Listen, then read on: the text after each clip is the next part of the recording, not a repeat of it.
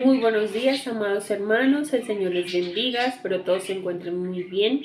Para el día de hoy tengo el privilegio de compartir con ustedes nuestro devocional, así que dispongamos nuestro corazón para que Dios hable a través de su palabra.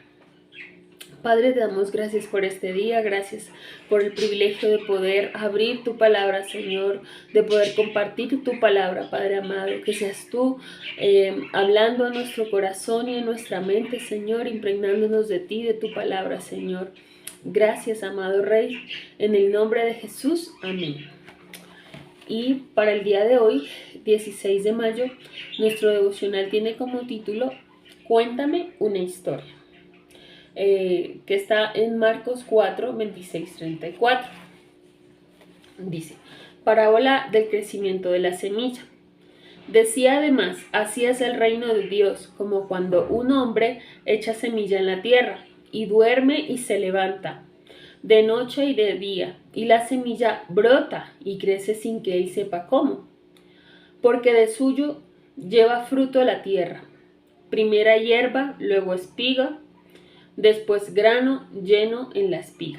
Y cuando el fruto está maduro, enseguida se mete la hoz, porque la siega ha llegado.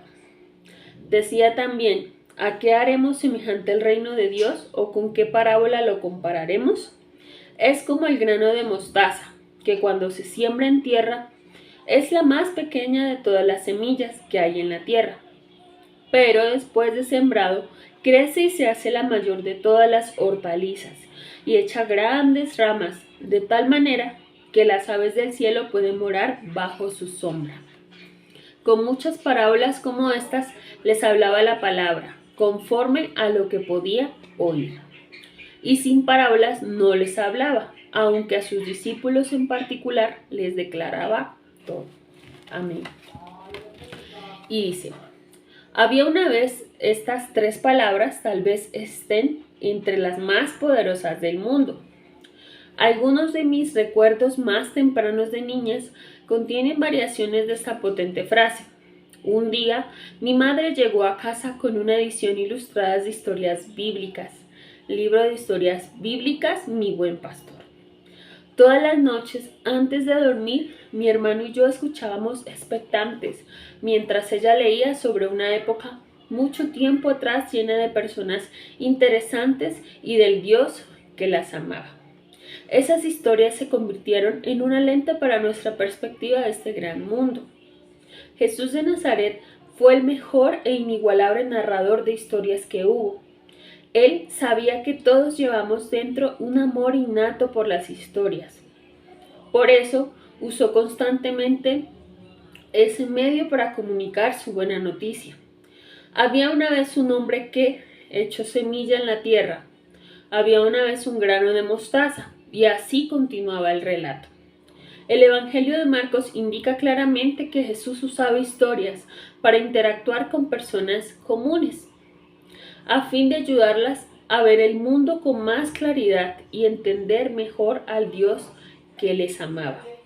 Es sabio recordar esto cuando compartimos con otros la irresistible historia del Evangelio del amor y la gracia de Dios. Dios, ayúdame a relatar con creatividad la historia de tu amor. ¿Cómo podrías incorporar una historia o parábola en tus conversaciones esta semana? Algo así como, una vez Dios contestó mi oración de una manera sorprendente. Amén. Hermosa esta historia porque vemos en la palabra de Dios como en el Evangelio de Marcos el Señor hablaba a través de parábolas. ¿Por qué? Porque ellos no podían entender sus palabras, sino que simplemente sus discípulos eran los únicos que podían, o que a él les podía expresar claramente lo que hablaba el reino de Dios. Así como Jesús usó esa creatividad, nosotros también podemos usar esa creatividad para llegar a otras personas y predicar de este maravilloso evangelio, de esta maravillosa noticia que es la salvación que Jesús nos ha regalado. Se puede hacer mediante muchas cosas, mediante nuestra propia historia, mediante la historia de otras personas. mediante muchos mecanismos y formas en las que podemos llegar a tocar el corazón de alguien. Creo que de los más, de las más de alguna manera estremecedoras es nuestra propia historia. Esa historia en donde Dios fue quien nos salvó, quien nos amó, quien nos rescató de ese mundo en el que estábamos todos.